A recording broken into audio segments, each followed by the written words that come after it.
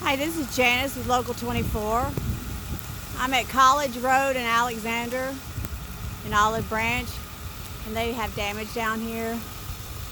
There are power lines down.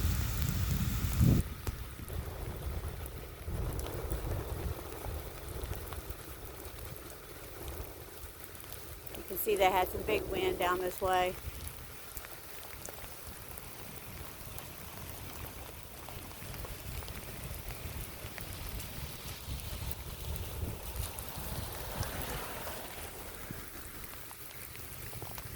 And there's someone's barn.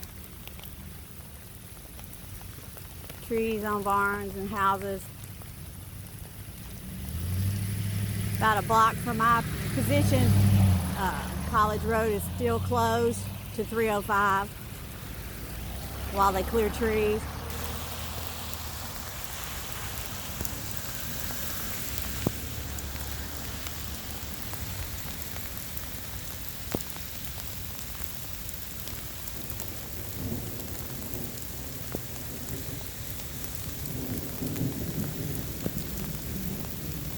Definitely had some big winds come through here.